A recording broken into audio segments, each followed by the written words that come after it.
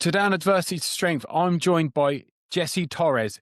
Jessie describes herself as a pain alchemist, someone who helps people transform pain, trauma, and adversity into purpose, power, and impact. Behind that work is a life shaped by profound loss and survival. Jessie is a survivor of childhood sexual abuse, has lost two brothers to murder decades apart, and spent 18 years in a controlling and emotionally abusive marriage that left her living in constant fear and survival mode. Rather than being defined by those experiences, Jessie chose to confront them directly. Over the last 18 years, she has worked as peak performance coach and life strategist, supporting thousands of people worldwide, particularly high performers navigating trauma, burnout, leadership pressure, and identity loss. Her approach blends mindset, emotional intelligence, resilience, and what she calls fierce grace, meeting pain with courage and accountability and compassion rather than avoidance. In this conversation, we talk about trauma, shame, survival, forgiveness, and what it really means to move from victimhood to agency without bypassing the depth of what's been lost. Jessie speaks openly about fear, control, grief, and rebuilding a life after repeated devastation, offering insight into how people can reconnect with their strength without denying their pain. This is a powerful discussion about resilience, meaning making, and the long road from survival to purpose. Jessie, an absolute pleasure and honor to have you on the podcast. Thank you for coming on. Thank you, Lee. I really appreciate it. I'm super excited to be here. Thank you so much. Take us back to the beginning of your journey. I know it's been an eventful one. Where did everything first start for yourself? Well, I think, where we all start in childhood, it's our upbringing. My parents were two Peruvian immigrants that came here, went through becoming citizens, which was wonderful and a wonderful thing to aspire to. But they also brought their own traumas to the relationship here. My mother and father fell in love in Peru until my mother found out that my dad was married with two kids. And then she left Peru to leave him, and he followed her and basically told her he had gotten a divorce but never had, married my mom in the US, had my brother, had me. And the whole time he was still married to this other woman. So that began, right? So that's kind of the history of what brought me here. But then throughout my journey, I had, from my first memory was, sexual abuse with my father. Until I left at 18. And at 16, I tried to tell my mother what was happening. But I used the word molest, and in Spanish, molestar means to bother or annoy. My dad twisted my words, and she never talked to me about it again. So for the next 2 years, I continued to run from my father. My mom started work nights, and so it just became worse and worse. So then I met somebody who actually entered my world and was the first one to call out what was happening. He brought me home late, and my father was on the porch, and he was very angry. And he told him, "Get out of here," told me to get in the house, and yelled at me throughout the night. But the next morning, that boyfriend said, "What's up with your dad?" And I said, "Well, he was mad because you brought me home late." And he's like, "No, that was not an angry father. That was a jealous man." And when he said that, it opened up Pandora's box for me because I had no one to tell. It was this dirty secret. At that point, I had already adopted that I was damaged goods and wasn't going to be worth being loved or cared about by anybody. And so I shared with him probably more than he needed to hear. And in that context, he still wanted to be with me. It short-circuited me. I'm like, wait, now you know all my dirty and you still like me? So I fell madly in love. So at 18 and 21, I told my mom, you know what? I'm moving out, because I was still running from my father.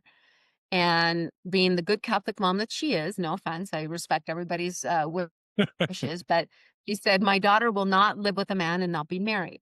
So I moved out Monday. I was married Friday. And at 18, I was head over heels in love. There's, everything. So I'm like, okay, sure. Okay. And literally the morning we got married, he asked me, he's like, hey, I should probably ask you.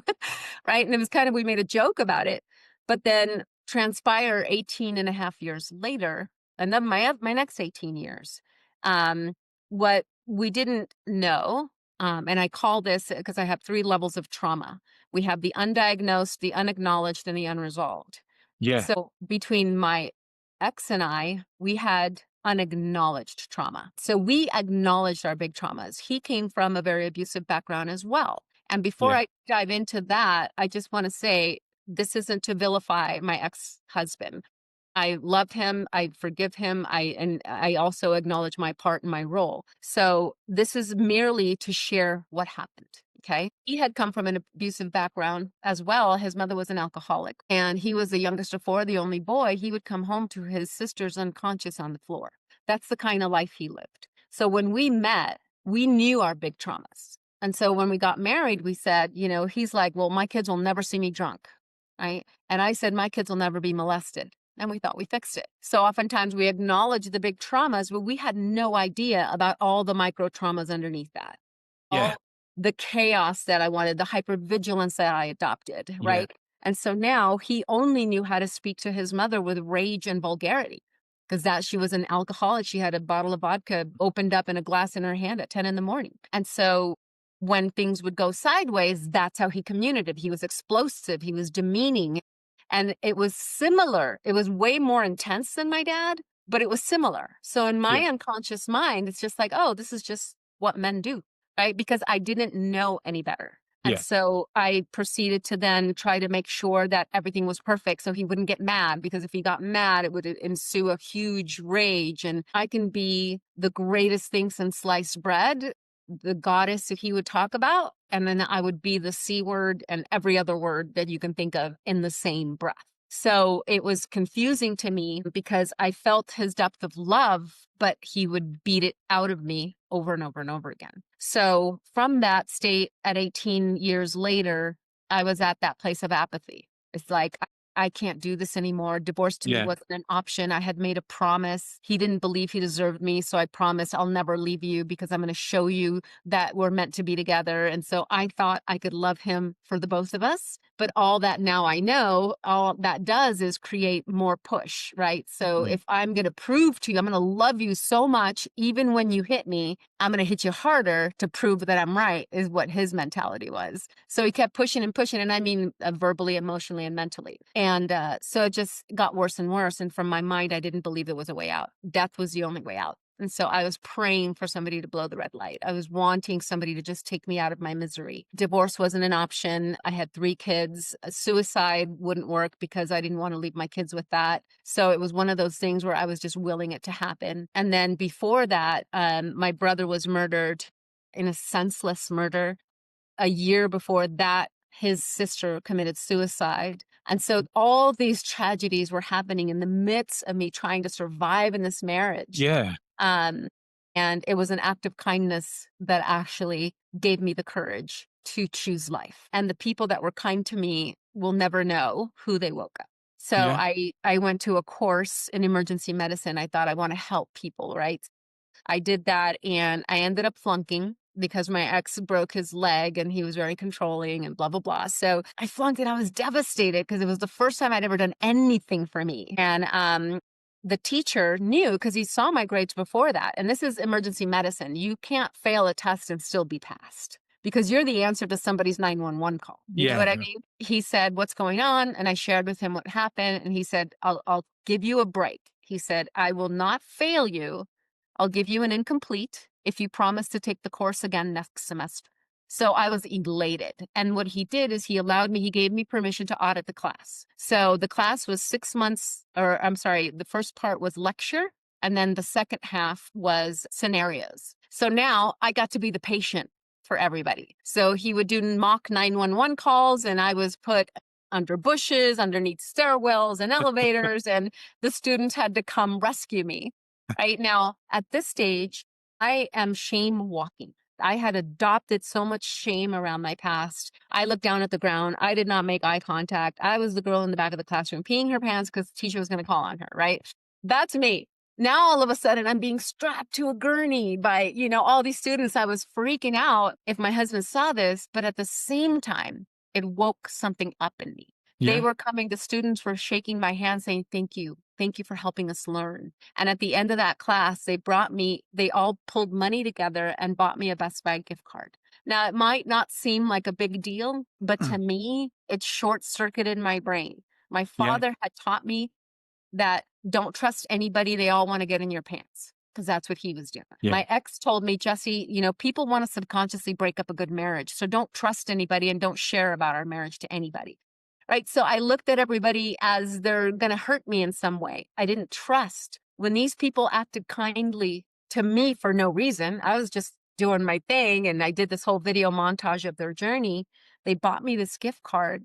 It short circuited me and it made me think, I don't know what this feeling is. I didn't know how to name it. I just knew that something came alive in me. And I thought, if this feeling is available, then life is worth living. And that gave me the courage to get out of my situation at that time. Fast forward years ago, my little brother was murdered. Yeah. Now, talk about an uppercut, right, Lee? It's kind of like, I'm like, okay, so I processed my older brother's death. I processed my divorce. I've got an insatiable hunger to help people. And this happens. Yeah, I'm like, I already checked that box. I already lost a brother to murder. This cannot be happening again. And I felt rage like I've never felt in my life. When my older brother was killed, I felt despair, sadness, so much grief, loss, right? My little brother was killed. I was angry. And I prayed about it. I'm like, God, okay, if both my brothers are meant to be taken, what do you want with me? I got the answer. And the answer was, if my life is to be a pain alchemist, if I'm going to help people transmute their pain into power and find the light in even the darkest moments, that message was, Jessie, you need to do that right now.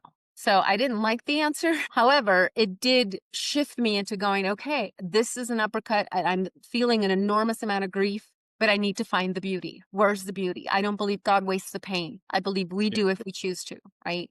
So I started to look for it and I found it. I found it in how my family showed up. I found it in how my brother's daughters, who hadn't met each other, they're from different mothers, had acted like they grew up together. They connected at the loss of their father. I saw, people post on his Instagram about how he affected their lives. And there was beauty to be found, but I had to seek it even in my depths of sorrow. So that's kind of a long-winded way to kind of just lay out my journey. It's created a deep conviction in me to help people understand that when coaches out there say your past doesn't equal your future, I disagree with that. I think that your past can equal your future if you're taught to grab the gifts and leave the pain. Yeah, I think so. You can, but it took me a long time to accept that I was wrong. When you hear people, motivational speakers, saying you can take anything, something positive out of any pain. And I'm like, oh, what about the death of a baby? What about a loved one? That sort of thing. And it took me a long time to accept, yeah, you can. How you manage to do that through your experiences takes an unbelievable amount of strength to find that. It'd be the easiest thing in the world for you to go, I'm not even going to bother looking. Right. Very much so. And that often happens when we're justified in our pain. Yeah. I'm justified in my pain. And if you would have told me to find the light when my older brother was killed 32 years ago, I probably would have punched you in the nose. Like, there's nothing good about this, right? No.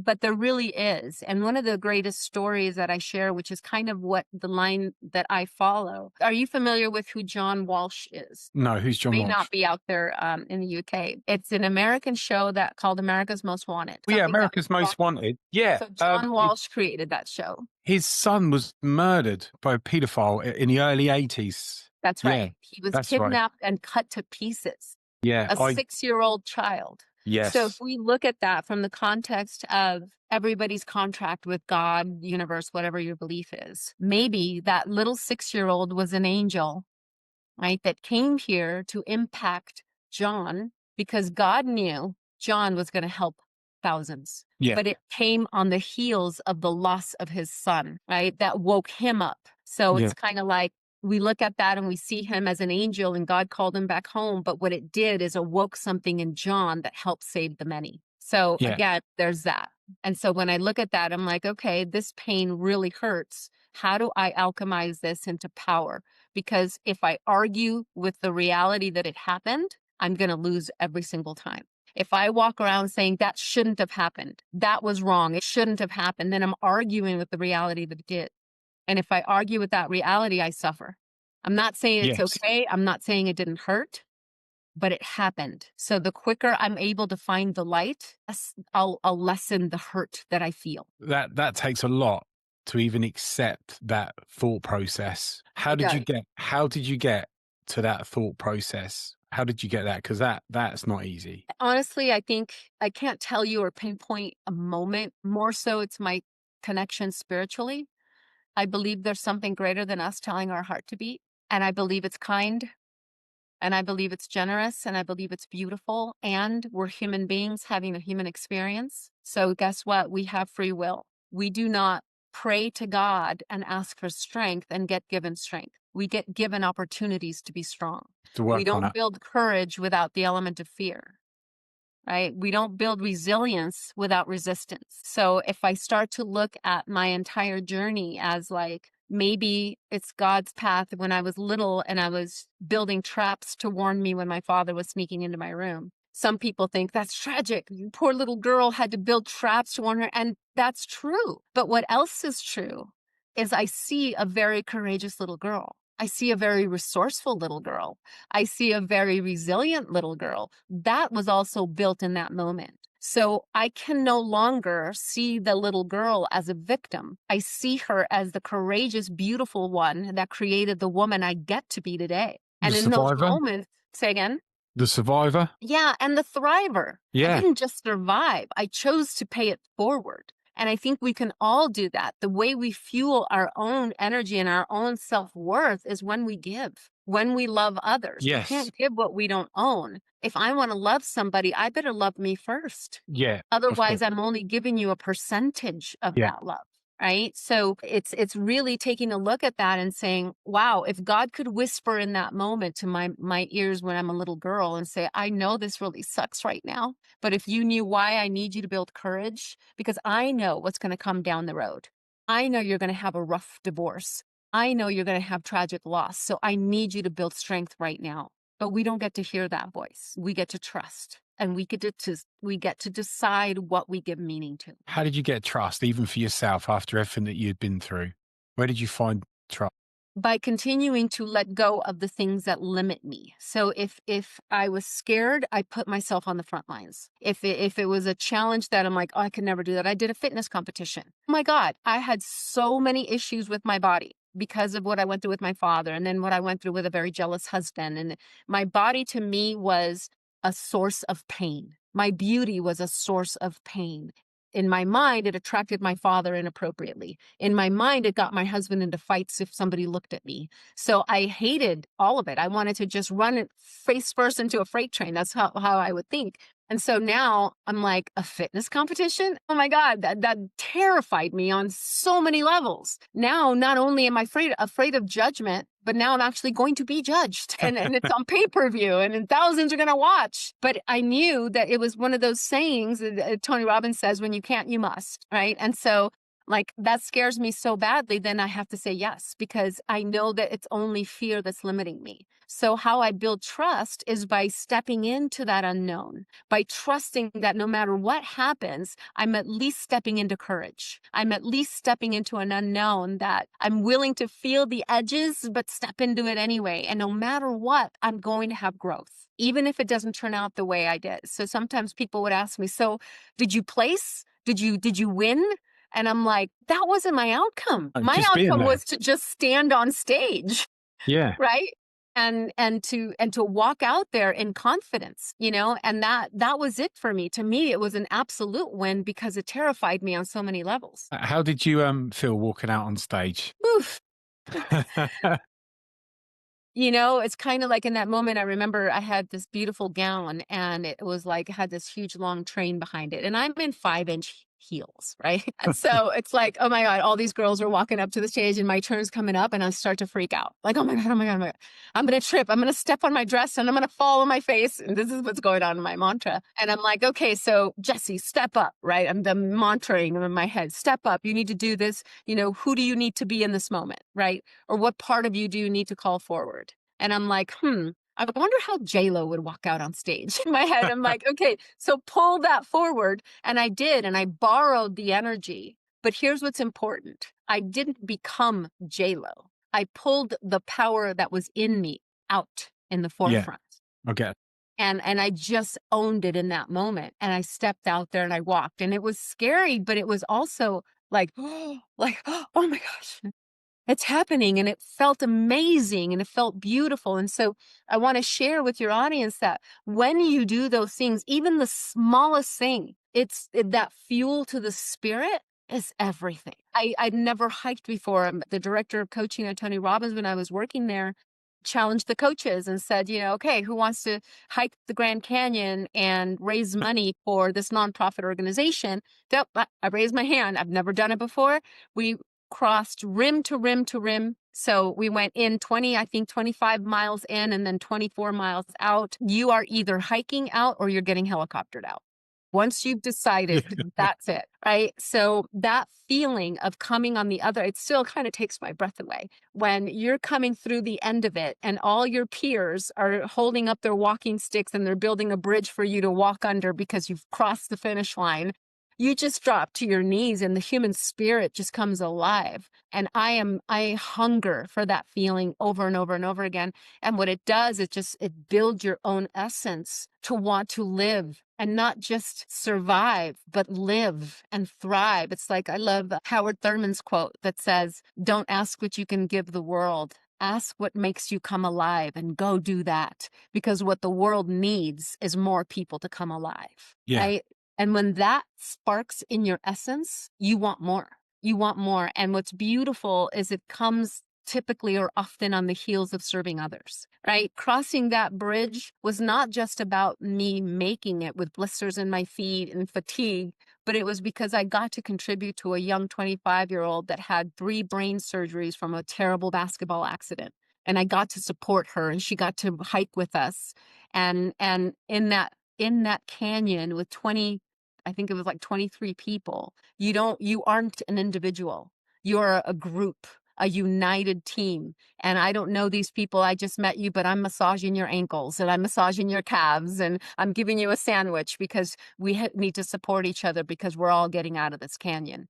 That is the awakening of the human spirit. And with that present, there's nothing you can't do. It certainly sounds like it. Once you got started, did you find that you were just doing thing after thing, growing and growing and growing every time you did something? And these are not small things. These are big things. Standing on stage, the difference you must have been as a person from going on stage to coming off stage, and then doing a hiking through the Grand Canyon, and then from the person I know you as well to be in a short time in knowing you, I think once you get started on something, you become unstoppable. You do. You do. Yeah. And I want to make sure that your audience knows that, yes, those were big things, but they don't have to be. Baby steps. I would say baby steps. Even if you just start a daily gratitude practice, that gratitude practice is going to shift your energy from all the heaviness in the world or all the things that are going, sideways. If you can find one thing to be grateful for, like your breath, right? Think about somebody with COPD who has a tube in their trachea, who needs that to breathe, right? Be grateful that you can breathe. Be grateful that you can walk. If you can find one thing, 10 great every single day, you start opening that door. But even before I did all those things, one of the things I realized after my divorce, because it was one of the, other than my brother's deaths, it was one of the most painful parts of my life because he got super angry. I knew that if I was going to lead my 3 kids, I needed to stop being so scared. I needed to persevere. I needed to figure life out. I got married at 18. All I knew to be was subservient. All I knew to be was the caretaker for everyone else. So one of the first things that I did is I joined an improv class. Okay, brilliant. so this is your local community college. I just okay, because I knew I needed to get out of my introverted shell. I literally looked down at the ground. One of the first jobs I got after my divorce, something had happened and the client was upset. And my boss called me into his office and he's like telling him what went down or what happened. I couldn't look at him in the eye to the point that he was frustrated. And he goes, would you look at me? And when he said that, I kid you not, Lee, I started bawling. I'm like, I'm so sorry. I'm so sorry that I'm so sorry that I made a mistake, and I was just like, and he's just like, oh my God, get her some tissues. Like he felt like he punched me in the nose, but that's how terrified I was. Yeah.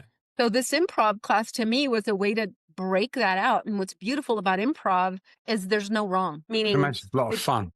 Yeah. And the teacher's like, okay, Frank, start the story. And he'll say, oh, I was sitting down to have breakfast, peanut butter toast. And then he's like, okay, Jessie. And then you're like, and then a football came flying through the window and landed on my Cheerios. And so everybody, whatever they say, there was no wrong. That's improv, right? You're walking around with 30 people in the classroom and they're like, okay, Sally, everybody had to mimic whatever Sally did. Okay, Sally, go. And she'd be like, twirl. So then 29 people in the class would twirl, right? Then she'd go, okay, Judy. And Judy'd be like, I don't know. So 29 people went, I don't know. Right. So it breaks you out of your shell. I get And that. then the That's next brilliant. week was an acting class. Now, here's the irony. God is so funny. He has a wicked sense of humor.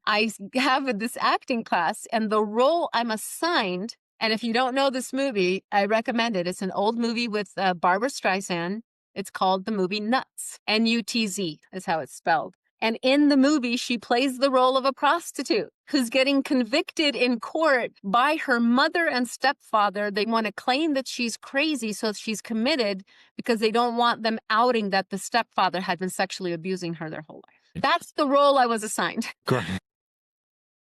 So talk about terror. I'm like, oh my God. But here's what it did. It cracked me open because I was always the good girl, right? I didn't want to do anything. So I had to get a good grade. My script, I had to curse, which I would never do. I had to be a little vulgar, and I had to stand for myself. And the role was the scene in the courtroom where she fires her attorney and she stands up and she calls her stepfather out and says the F word and says, at least when I drop, but forgive me, everyone, when I drop my panties, I know what I'm doing. It's reclaiming that power. So Yeah. because I was playing a role, it gave me permission to pull something out of me that I didn't even know lived there. Yeah. So I just want to make sure your audience knows that when you challenge yourself, it could be big things like hiking the Grand Canyon or walking out on stage, or it could be doing just one small thing that scares you. Yeah. One And small thing that some, makes you contract. sometimes you like as a therapist, you get people in therapy where they're talking about something that they perceive to be really small. And then before you know it, it's one of the major things that's affected, and they didn't realize that. And it's the same with, like, say, look, you've done some really big things there, but for somebody that might have done something similar, they might not have got what they were hoping to get out of it, but it might be something small. And the thing is, with yourself, you go all the way back to with the other students, and they give you a gift card, and yet that touched you so much more than anything. So I totally get what you're saying. It's so true. So true. Very much. And also look for angels in your journey. At one point during my divorce, my ex-husband had solicited a friend of his to make death threats to my teacher, to my boss. And so the police called me at work and asked me to identify the gentleman who had left the voicemails of threat. And I was petrified because at this point, I don't know what the flip my husband's capable of. And so I wouldn't meet them unless they met me in the parking lot of the community college I was going to. So I go there and I'm sitting in the back of this police car and I identified the guy, and I don't know what look I had on my face, but this policeman, he's standing in the doorway of the door and he's looking at me, and all he said was, you don't have to live this way. And again, it was another short circuit moment for me. I was like, what? Like, what do you mean I don't have to live this way? Like, this is all I know. And it just short circuited my brain enough to believe that I could have a different life, that I didn't have to continue to be in the pain I was. To me, that was another guardian angel. Just Yeah. like the students in that class, people will show up and drop these little nuggets. It's like almost like seeds along your journey to remind you of who you are and remind you that you're actually more powerful than you can see right now. Yeah, I totally agree. And often we don't pay attention to that. And when you were saying that about what the officer said to you, it reminded me of, I was going for a real tough time with one of my exes, and it's costing me a fortune in money.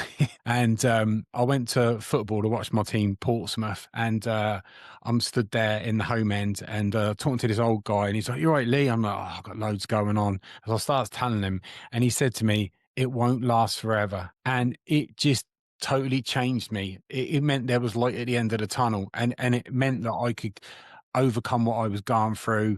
I'll get through it. I'm not going to pay a fortune out forever, and that was it. But it was just that moment, and if I ever went up to that guy, and if I ever saw him again and said, "Oh, do you remember?" He wouldn't have a clue. He wouldn't even know that he said that. But it still sticks to me, and that sometimes it's something that I'll actually bring up in therapy with clients and give them an example. Well, what's beautiful about that, and I love that story, Lee, it's we underestimate the power of our kindness. We underestimate how powerful we are. Like sometimes we feel helpless and hopeless. And if you watch the world and all the deceit, and if you love or hate Trump and whatever, like there's so much devastation, you can start to think, who am I to make a difference? It's so big, it's so out of control. I feel helpless. Please, please, please hear me. You are not helpless and you are not hopeless. That your one act of kindness can wake somebody up like it did Yeah. me, and it helped me to no longer want to die. Just that act of kindness could be saying something to somebody in the street or the supermarket or wherever. And who knows what that could have done to that person. You've heard stories where somebody was close to suicide and then somebody showed them some kindness or whatever. You're going through like a terrible time and then somebody says something and it means the world to you.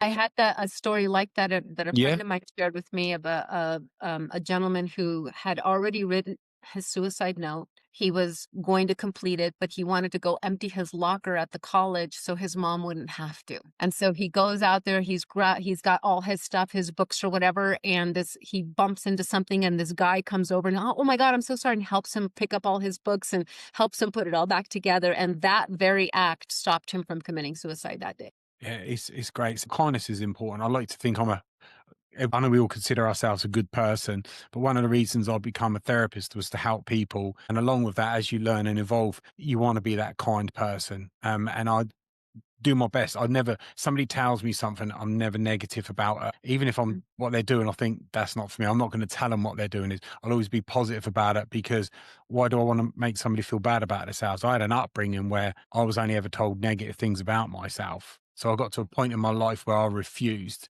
to be like them. So if somebody is successful, somebody does well, I'm going to congratulate them and tell them how well they've done always. It doesn't cost anything. Right. I know. Isn't that great? It's free. It's free. And we get to do it. And I say, choose that every day. And if you ever find yourself sad or depressed or in any of that, my solution to that is go love somebody. If you are feeling that low, go volunteer, go read to an elderly person that doesn't have family. Go hold the hand of someone who wants to share with you their stories, or just pick up the phone and call somebody and tell them you love them. Like, love begets love. So when you're feeling down, it's because you're needing that love to be felt. And there's no more beautiful way to get it than to give it. Yeah. I That's another one that I struggled with for a long time because when I look back of the things that I was put through in my life by my um disowned parents and other stuff, there was my attitude for a long time was nobody's ever done anything good for me, why should I do anything for anyone? And I remember watching an Arnold Schwarzenegger motivational speech on YouTube, and he was banging on about give someone back, and I just wouldn't accept it. Everything else he said fine, but got to that give some back, nobody's given it to me. And then working in like a very sort of Wolf of Wall Street sales job, I was like, I just can't do this job anymore. I can't stand it. I don't care about the money. I want to do something fulfilling for the first time in my life. And that's when I studied to become a therapist there. And I found doing the job that I do as a therapist, podcast, speaking out, all that kind of thing is so fulfilling to help other people out. It genuinely is. You hear it all the time. So eventually over time, like, yeah, maybe I was wrong. And now you can see it for what it is. It does make a difference. It's one of the most beautiful gifts, I think, that we get in being in service. For me, it's the softening of the cheekbones in the face of someone who falls in love with themselves or who finally sees clearly. I say in my work, I help you see the unseen so that you never ever unsee it. And the unseen are those parts, those moments of resilience, those moments of deep, deep pain that also built a very courageous soul, right? It's like there's a difference between who we are and our behavior. So I don't care what you believe you've done wrong to this point.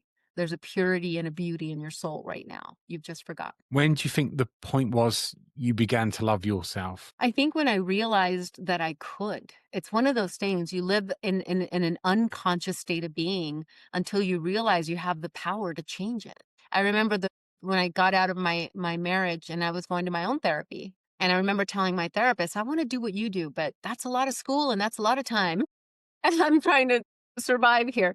And she told me, she said, oh, you should be a coach. And this is like back in 2006, right? Where coaching wasn't as big as it is now. And I'm like, what do you mean, soccer coach? What are you talking about? You know, what is this coaching thing you're talking about?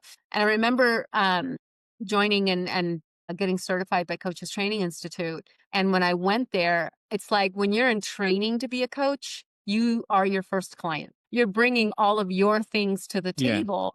and you're learning how to process through it. And I was like, oh my gosh, the very first book I picked up was a book called The Unmistakable Touch of Grace by Cheryl Richardson. And I can't recite to you what all it said. I just remember one part of it said something about beliefs and that I could choose to believe differently. Another Yeah. short circuit moment. I was like, I can?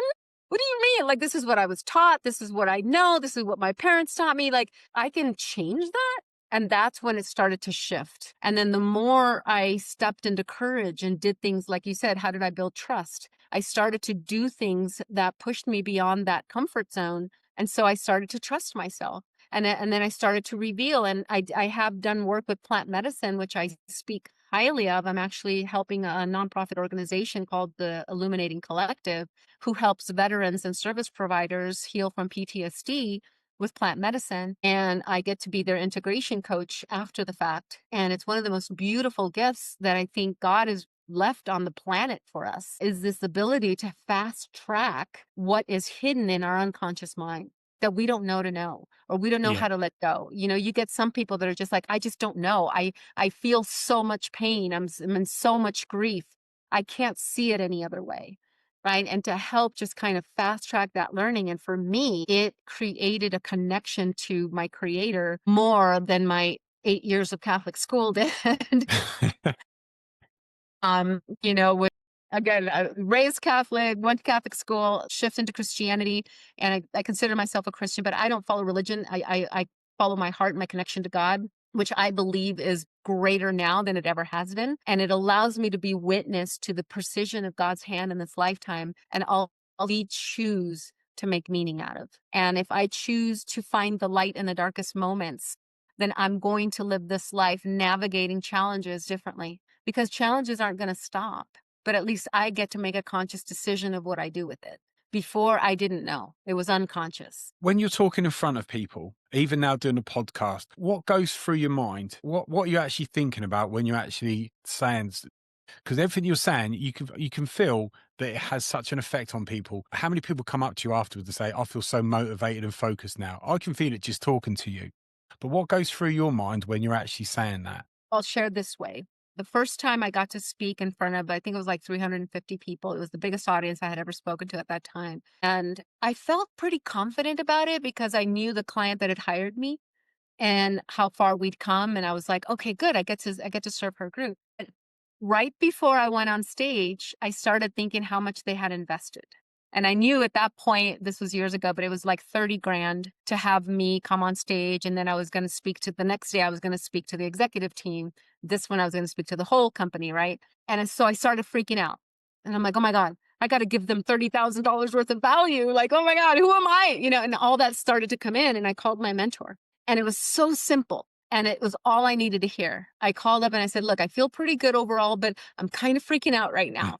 And all he said was, that's easy. He goes, don't worry, just focus on them. And those 3 words, focus on them, was all I needed to hear. So when you say, what am I thinking about? I'm thinking about the human being in that audience, even if it's just one that needs to hear what I'm going to say, that somehow, some way, this story that I went through, what I went through, so that I can come out the other side and share it with one human being that will now see hope, that will now know and believe that their life could be better, then that's it. That's all God in the universe asks of me. Be you unapologetically, share your story, recognize that you can come from the depths of wanting to die, Yeah. choosing life, and not just life, but sucking the juice out of it Yeah. every single day. Then you can Yeah. inspire one human being. Yeah. I totally agree. Do you think with yourself you're making up for lost time? Because it sounds like you cram so much in now. The way Um, you take each day as it comes, the way you deal with it, the way you view every day, it sounds like you maximize it. I don't think I'm making up for lost time. I feel like I'm excited for how Yeah. much I get to do. Because again, if I look at my journey, even 3 years ago when I had that uppercut with my little brother, I look at it as all part of, if there was a mold that God in the universe was creating of Jessie Torres, it had to have all those edges to make me have this depth of conviction. So I don't see it, I'm making up for lost time. I see it all part of my divine choreography to get me to have this kind of resolve, Yeah. right? So I feel on purpose, I feel on mission, and I feel committed and convicted to helping people get out of suffering, because suffering, believe it or not, is a choice. Pain Tell is a me, part tell of me, life. yeah, tell me about the suffering, because obviously I deal with clients that have been suffering, and I explain to it's not that I never say suffering's a choice, but it is, because a lot of the time you get somebody that's lost somebody,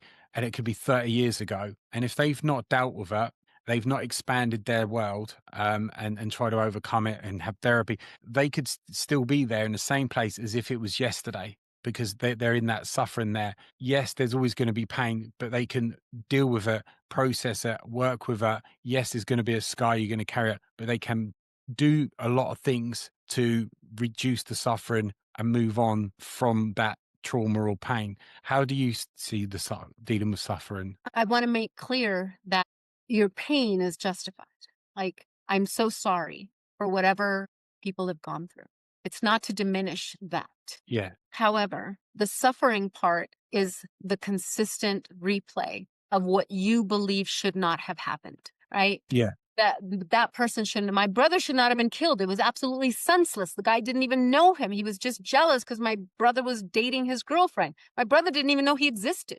And it wasn't his girlfriend. They had broken up, but he wanted her back and she didn't want anything to do with him. So he'd call her over and over and she's like, no, I met somebody new. He's better than you. He's better in bed. He smells better than you. So she just fueled his rage. And my brother was a victim of his wound. yeah, Senseless, stupid, right? So I can still be angry about that, but holding on to anger serves nothing. It yeah, doesn't bring my brother back. It doesn't help me be better, right? I say unforgiveness. Unforgiveness is something that hurts us. We think that forgiving someone is letting them off the hook. yeah, That's not what it is. Forgiveness is to free you from the incongruent, punishing part that isn't who you are. Who we are is love innately. When we are acting out of love, it is because of something we're holding on to that we need to let go of.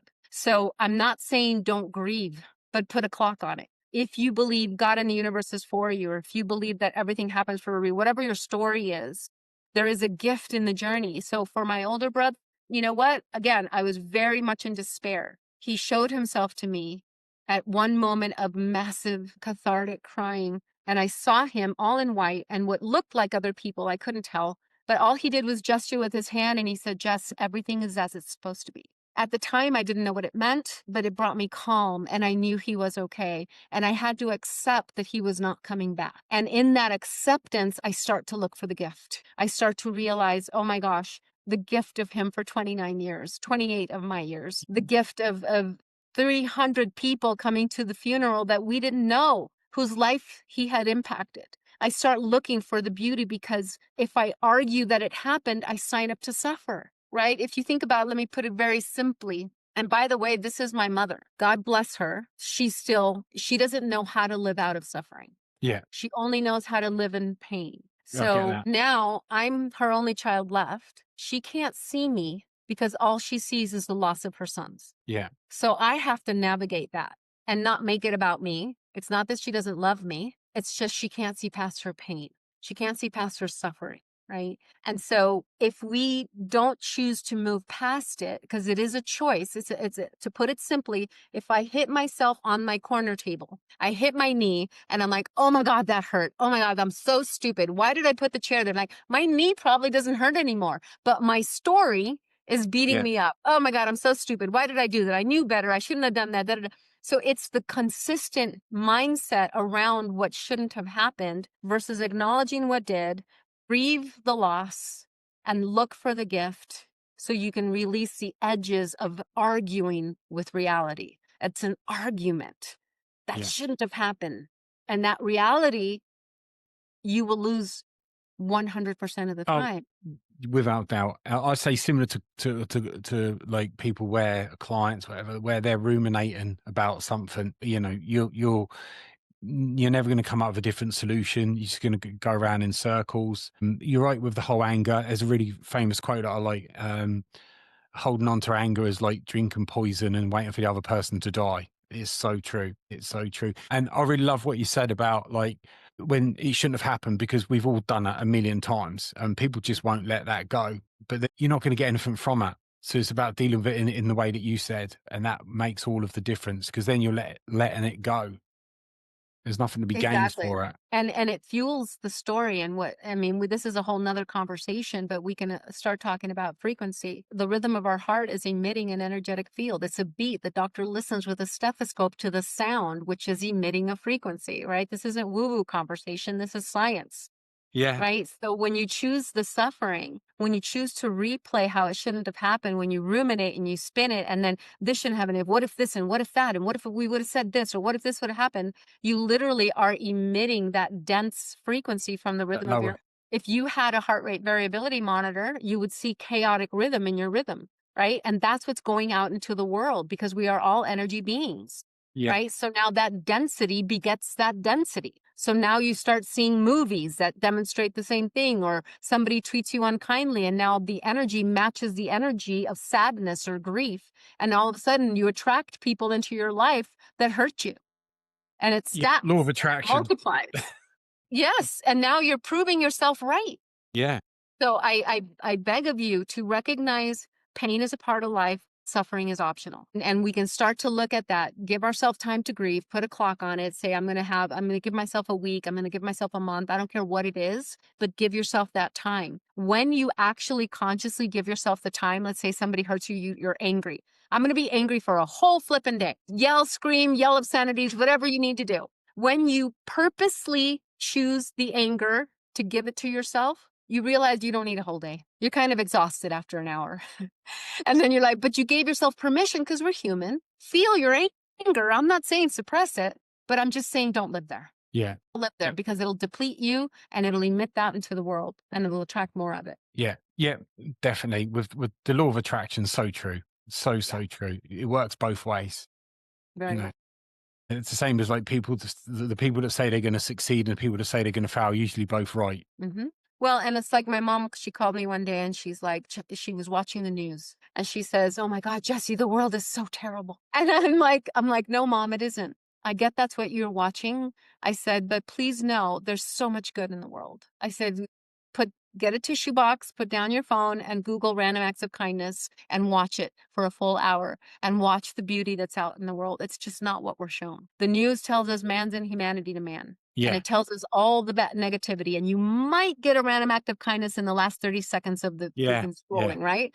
But other than that, we're just shown the negativity. And if we don't pay attention, if we're not sovereign enough to say, I'm turning off the news and I'm going to, choose to call my neighbor and bring him, some cake that I cooked or whatever, and start yeah, yeah, really yeah. leaning into the beauty that there is in the world, light is still winning. Light is still winning. Darkness can infiltrate, but remember, darkness isn't even darkness. Darkness is just the absence of light. So if you feel heavy, if you feel down, go be the light for someone else and watch it give back to you. I think that's brilliant. I think that is great, and I love what you do. I mean, it's so motivational. I mean, the amount of people that must come off listening to you with a totally different perspective of life. It must come back and tell you all the time. Surely, I would I imagine appreciate so. that. And in speaking, a lot of my speaking, that's what happens. And all it does is it just fuels me to recognize because back when I used to tell my story, I was still very in a victim story. I was speaking from the victim microphone. So I'm not here to say I'm all perfect.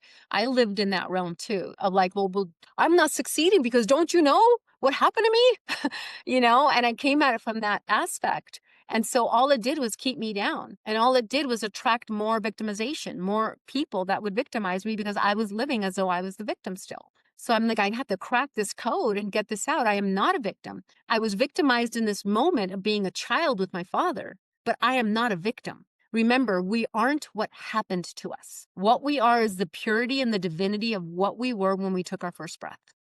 Yeah, Right? I was holding my girlfriend's baby. He was 6 days old, Timothy. And I'm holding him in my arms. I'm looking at his little knuckles on his hands, and I'm like, oh my gosh. And divine perfection is what landed in my head.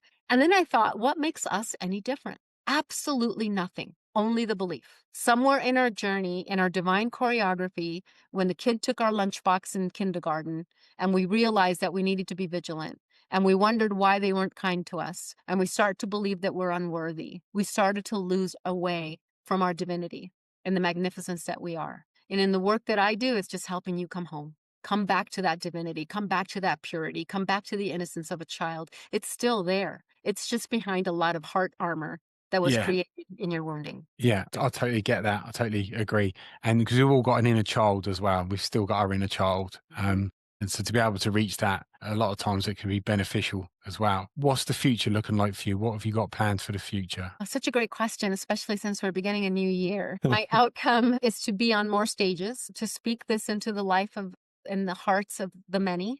I'm going to create I have a healing event that I'm hosting. I'm not exactly sure the dates yet, probably the beginning of May, called Heal and Grow Rich, because I believe that whatever is happening within you, whatever you feel is limiting you from accomplishing your audacious dreams, is only a belief. And it's not just about moving through. You get a lot of coaches that say, make your move, push through. And I know it's powerful and we do need to because we're still living life. However, if you just move through your trauma and your pain, you're installing new hardware or new software on an old operating system. And guess what happens? It glitches and it Yeah. freezes, right? Because the hardware is not equipped to handle the new software. Plus, in your subconscious, you don't believe it, right? Fake it Yeah. till you Yeah. make it. Yes. You Yeah. don't believe it. Yeah. So it's going to be tough. You'll get a certain distance, but if you're not upgrading the program, you're just painting the wall over the mold. Yeah. And the mold is still there and it festers. And then what happens is that now you get to a certain point and you fall back, you have a bigger reason to shame yourself. Well, because I read the books, I went to the seminars. What's wrong with me? Why Yeah. am I still stuck? It's because you have not healed. You haven't upgraded the program to match the new software. So it's not just about having tools, it's about cleaning up, pulling the weeds, finding the gift in your pain. Otherwise, you only remember the pain. Let's Yeah. get empowered. Let's pull the power that your pain gave you so that you can navigate the rest of your life because challenges are not going to stop. It's No. part of our existence. Yeah. It's just a matter of who you choose to be in the process. Yeah, but I totally agree. It's such brilliant words and strategies and techniques that you use there. And I think obviously anyone that goes on your courses is going to get so much from it there as well. And so it sounds I brilliant. appreciate that. The So outcome ultimately is for individual sovereignty. And yeah, sovereignty, if you're not familiar with the word, it's just power over. And sovereignty, to have individual sovereignty, is to reclaim the power yeah, of your divinity, to reclaim who you are and not let anybody take away your power. The only way they can take it is if you give permission. But we got to recognize that we have that potential first. So let's unpack what's there and let's move forward. I'm also writing a book. So that is also another goal of mine by the end of this year.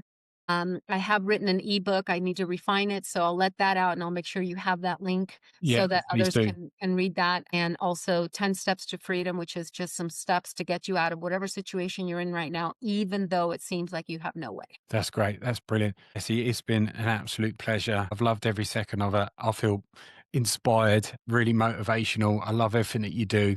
I admire everything you've overcome and been through. It's been fantastic talking to you. Thank you so much for coming on the podcast. Likewise, Lee, thank you so much for having me. And thank you to all your audience for listening. Thank you so much.